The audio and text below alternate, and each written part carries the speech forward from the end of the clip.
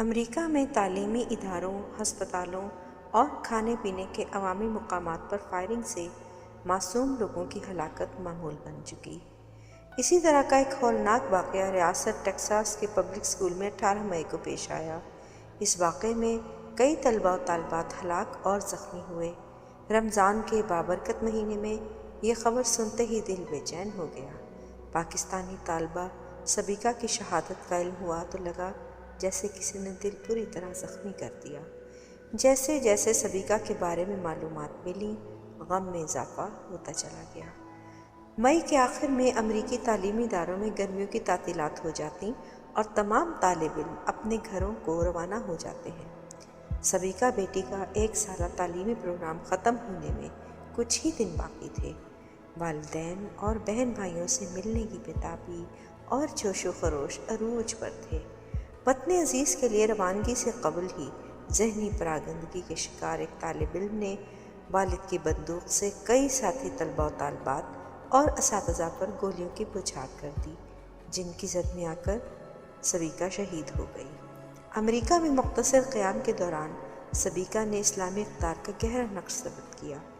یہی وجہ کہ ٹیکساس میں سبیکہ کے جنازے پر اس کے میزبان امریکی والد، والدہ اور بہن نے جن جذبات کا اظہار کیا، وہ سبیکہ کے والدین اور پورے پاکستان کے لیے باعث اعزاز ہے۔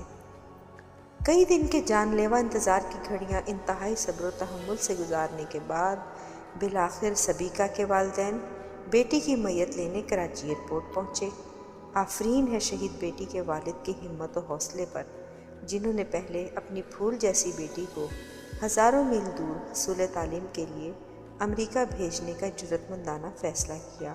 اس کے بعد اس کی اندھوناک شہادت کی خبر بھی غیر معمولی استقامت کا مظاہرہ کرتے ہوئے سہ گئے۔ انہوں نے میڈیا سے گفتگو کرتے ہوئے ہم وطنوں کو یہ امید افزا پیغام دیا کہ ایسے واقعات سے بد دل یا گھبرا کر بچیوں کو اعلیٰ تعلیم پانے سے روکنے کے بجائے ان کی حوصلہ افزائی کیجیے۔ ایک تعلیم یافتہ ماں ہی باشعور اور بہترین نسل تیار کر سکتی ہے۔ اس واقعے کے چند روز بعد میں لاہور کے علامہ اقبال بین الاقوامی ہوائی اڈے پر امریکی یونیورسٹی میں زیر تعلیم اپنی بیٹی کا منتظر تھا، جو گرمیوں کی تعطیلات گزارنے وطن آ رہی تھی۔ بھیڑ میں اسے دیکھتے ہی میں نے ہاتھ ہلایا اور اپنی جانب متوجہ کیا۔ خستہ حال ڈگمگاتی ٹرالی کو اپنی پوری توانائی سے بمشتل دھکیلتی وہ مجھ تک پہنچ گئی۔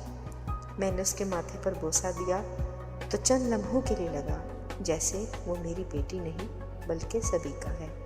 وہ پوچھ رہی تھی، پاپا پچھلے چند دن سے آپ بار بار مجھے کال کیوں کر رہے تھے؟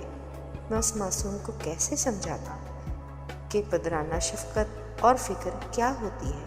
اپنے آنسو آنکھوں میں جذب کرتے میں اسے لیے پارکنگ کی جانب بڑھ گیا۔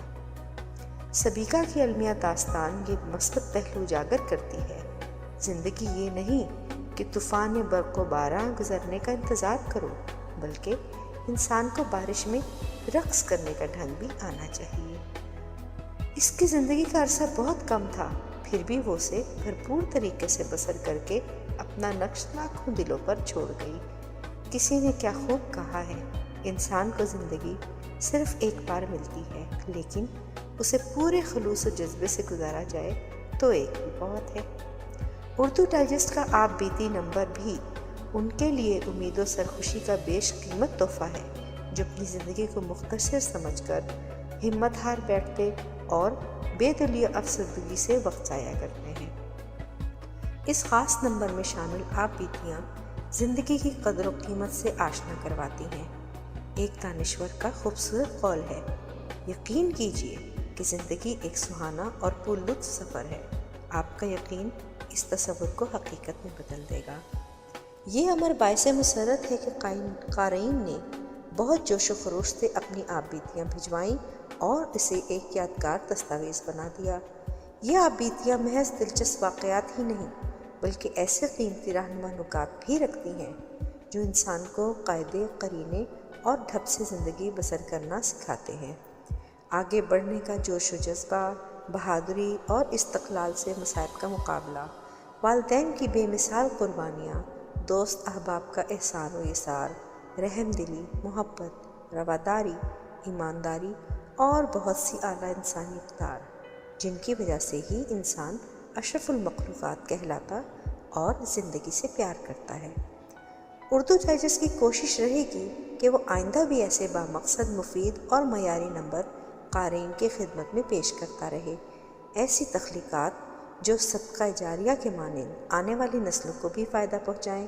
اور یاد رکھیے، اگر آپ اللہ تعالیٰ کی عطا کردہ اکلوتی زندگی کو خوشباش اور کامیاب گزارنا چاہتے ہیں تو اسے کسی عظیم مقصد کے ساتھ نتھی کیجیے، پھر دیکھیے آپ کی زندگی میں کیسا ہوشربا انقلاب آتا ہے۔